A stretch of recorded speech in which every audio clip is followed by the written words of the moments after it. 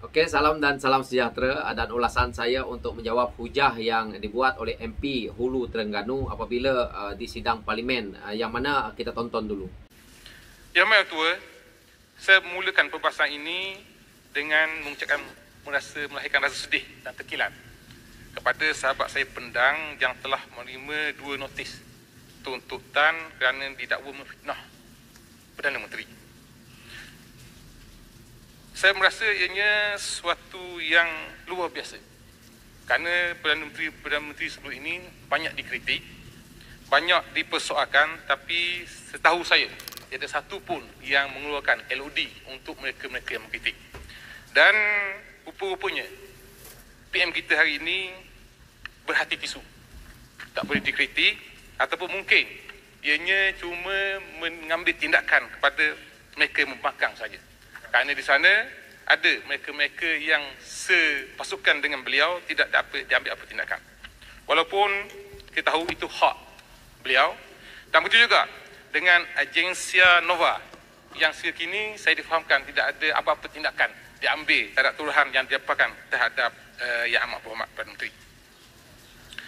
Yang Amat Tuan Dipertua, saya juga agak sedikit terkilan dengan bajet yang dibentangkan pada Jumaat yang lepas, iaitu bajet 2023, yang mana pada saya ianya sekadar copy and paste apa yang telah dibentangkan oleh Yang Berhormat Datuk Seri Tengku Zafrul semasa di bawah PM Datuk Seri Ismail Sabri Yaakob Oktober yang lalu.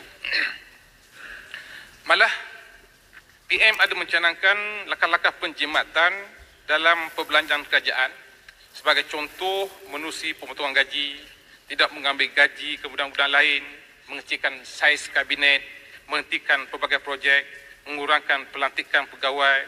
Tetapi semuanya itu tidak dizahirkan dalam bajet pada kali ini.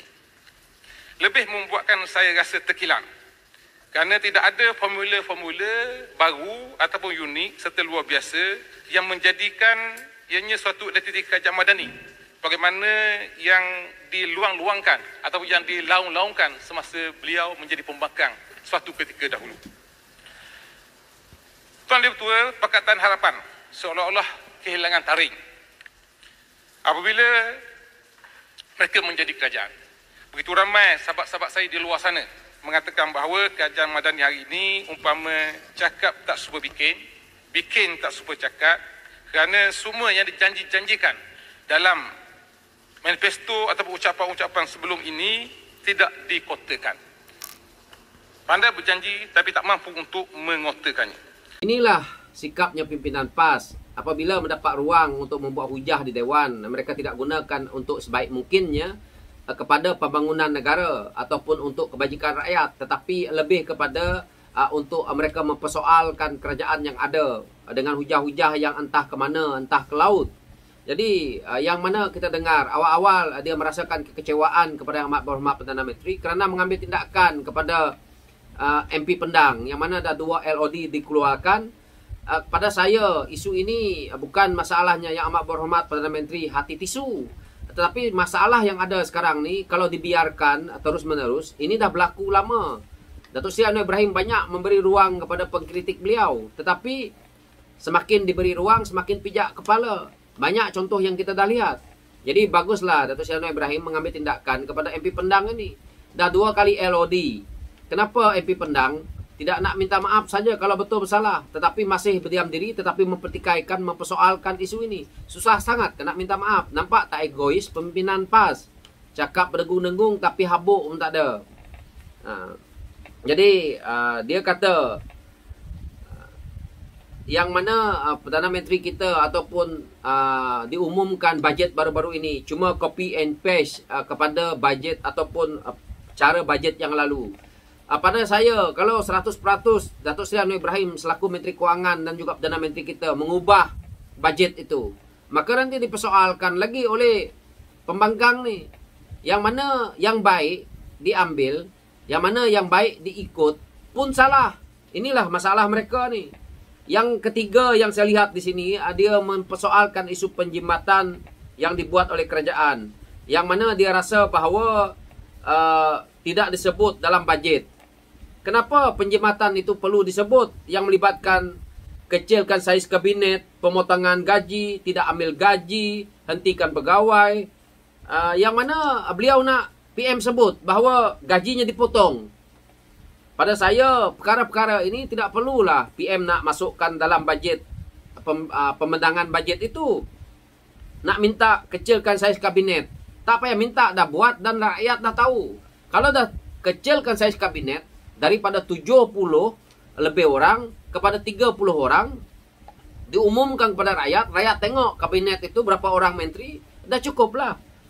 Yang mana juga pemotongan gaji ini, benda ini tak perlulah nak ditunjukkan bahawa gaji PM dipotong. PM tak ambil gaji. Apa nak ditunjukkan kepada bajet, pemenangan bajet? Pemenangan bajet ni untuk rakyat. Penjimatan yang dibuat adalah untuk rakyat juga. Jadi nak tunjukkan benda ni sebagai bukti.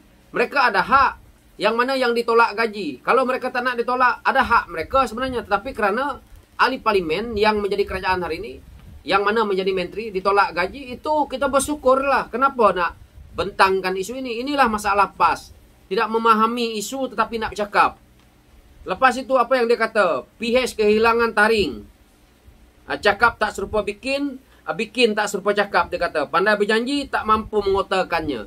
Saya nak beritahu kepada kepimpinan PAS ini, kamu tidak payah nak cerita PH kehilangan taring. PH kehilangan taring jadi kerajaan. PAS kehilangan taring tak jadi kerajaan, tepuk atap. Jadi hujah-hujah pemimpin PAS ni memang teruk lah. Bagaimana rakyat tak kritik kalau pimpinan PAS mempunyai ahli parlimen yang pada saya dia punya knowledge terlalu rendah untuk rakyat nak lihat. Taring dari mana? PS hilang.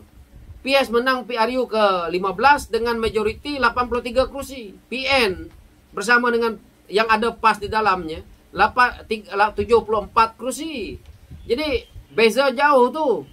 Hari ini PS jadi kerajaan. PAS yang ada berada dalam PN tak jadi kerajaan juga. PAS tidak pernah menjadi kerajaan yang mana dengan cara betul. Jadi kerajaan dengan pintu belakang, tebuk atap, tebuk bumbung, itu dikira halal.